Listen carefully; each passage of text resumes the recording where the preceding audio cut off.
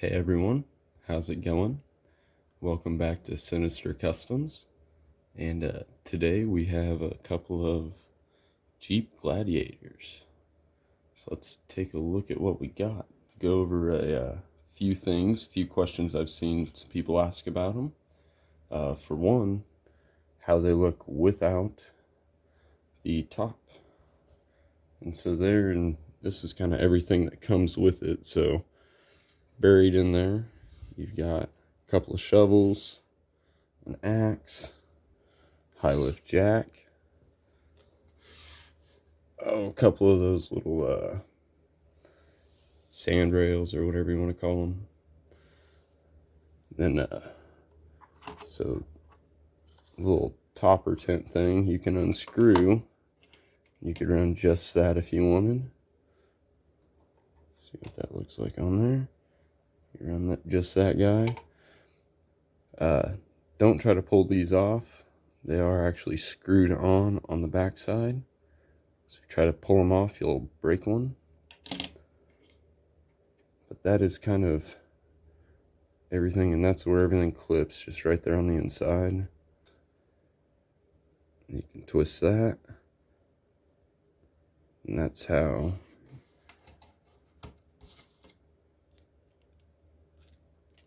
those go on there. So that is that. These are actually the old Nittos. And then I'll show a little comparison. Old Nittos to the new ones. These are just a little bit smaller in diameter, but also a little wider. So there's kind of your comparison of the old ones and new ones. Here is just a better look without the top on. And it will leave some pretty good sized holes back there. You just have your four mounting holes. I've ran this one a bit already, and biggest complaint I would have to say is the interior being glued in. So there's quite a bit of snow out right now, and out playing in the snow, you just happen to get water droplets inside the window. There's a little guy in there, and yeah, can't get those water droplets out without taking your interior out. And that's kind of what everything looks like inside there. You can't really see the shovel and stuff, but they're just clipped on right back inside of there. But yeah, let's go over one of the biggest questions, the ESC. So this is the V2 ESC that's going to be coming in both the Gladiators. It also comes in the V2 Jeep. I don't believe there are any in the Deadbolt or the C10 if you buy them, but definitely the Jeeps, they will have the V2, or you might get one of the older Jeeps with the old ESC. Oh, sounds like you got a battery down. But going over the ESCs, the difference is, the biggest difference anyway, is everybody was excited for this one to come out because it's got the 4-channel, and it's got the switch on the controller down here for the 3-channel, and there's your 4-channel button. So we'll just kind of go over what all those new channels do, but real quick I'll go over what this does not have compared to the old one. So as you might see right here, this little thing sticking out of the bottom, that is your brake. So if you want to run a brake, you have that in. If you don't want to run a brake, or if you want to run a brake, you have that out. And if you want to run a brake in, one of the two. You can run brake or no brake with this one. This does not have that option. You are no brake. So it's either forward, reverse, that's it. So there's that. the LEDs, you can see the two outputs for the LEDs on here. So when you flip those, so normally you run your positive middle, negative up top. And then if you flip that and run positive in the middle, negative on the bottom, this one I believe is brake and that one is reverse lights. This does not have that. No brake reverse lights with this. However, you do have the two channels for turn signals, which I'll show you that later. The other big thing, and the biggest kicker I think about this ESC compared to this one, is that second channel. With this ESC, if you notice, there is no channel 2 on this ESC. So if you wanted to run, let's say you've got your FuryTech, and you wanted to run this off this ESC, you could not. Because there's no channel 2 to plug your throttle control into. So you would need to get another receiver to run a FuryTech or any other ESC, Castle, whatever you'd want to run. Biggest kicker I think about that one. But yeah, let's get a battery plugged into this. I will just kind of show you what the different LED ports do.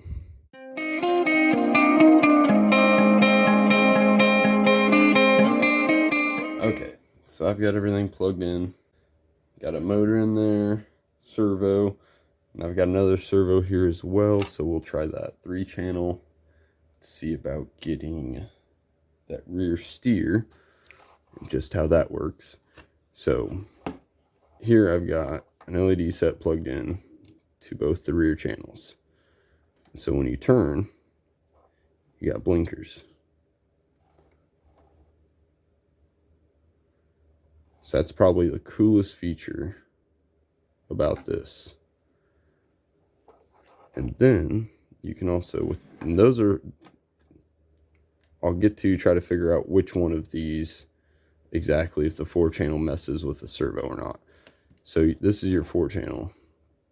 So you can have, this switch is connected to these two, have your flashers on, really fast flashers, or then just turn them off altogether. So that's your 4-channel on here. Actually, let's unplug these real quick and see what putting a servo in there does. So nothing with the steering, nothing with the 4-channel. Let's try that one. Nothing with the steering, nothing with the 4-channel. So let's try the actual 4-channel right there. Oh, we got movement there. Okay, so now I'm in the actual 4-channel slot.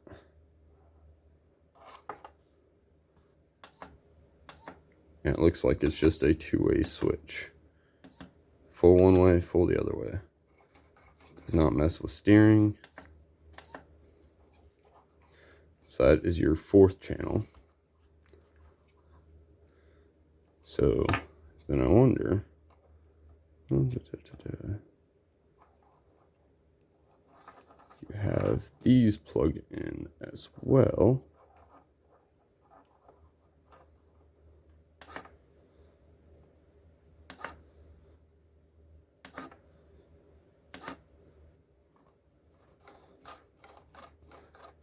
So if you want to run the blinkers and a servo off the 4-channel, you're going to be working both of them. And if I remember right, that goes the same. Come on. For the 3-channel. So you got channel 3, and you got your head, which is your headlights. So we'll get that plugged in there. So there you've got your headlights. And that is controlled off your channel 3 switch. So you can run them off, on, or flashing. But at the same time, if you wanted to run rear steer, and your headlights, they're going to be going with your servo as well.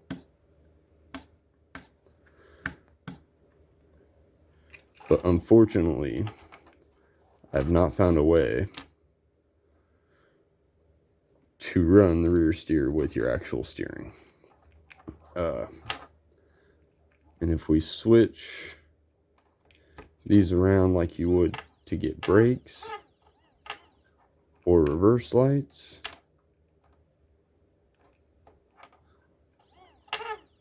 you don't have either. They don't do anything that way. Let's get into some other differences about the Gladiator. So one of the other questions I see is asking about the lower links and if they are deadbolt or what size they are. So I can tell you right now they are longer than deadbolt. So here's a deadbolt lower link, and that is quite a bit longer.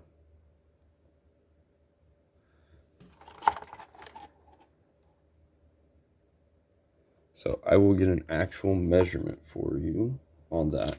The front is just your standard Jeep C10 front links and setup all together there.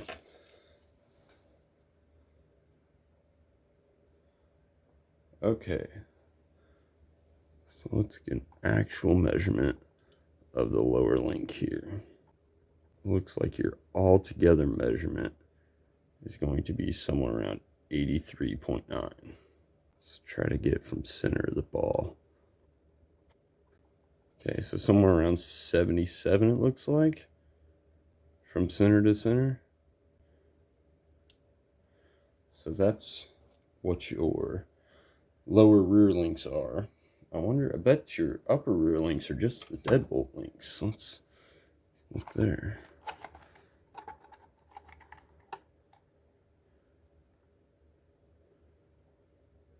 So those look a little bit longer even. So even your upper links are longer than deadbolt. Let's see if I can get a measurement on that. We can get an approximate. Looks like it's gonna be approximately 74.44. Somewhere around there. Maybe I can get better at the bottom. No, still running into that shock. So yeah, we'll just go 74.44. But that is going to be your rear links difference. Let's actually do some weighing of how much that top actually adds.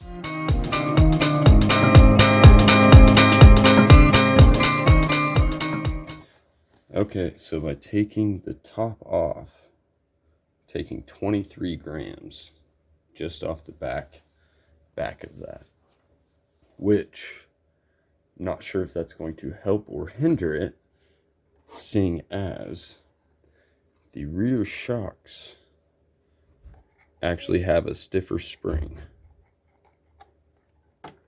than the front do to take up for that weight. So we'll see how that goes.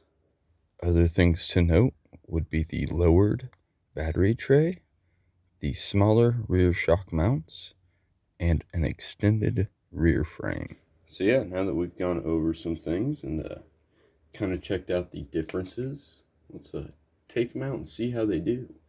We'll kind of compare a little bit on the one with the old nittos on versus the new nittos, and the topper versus not having a topper.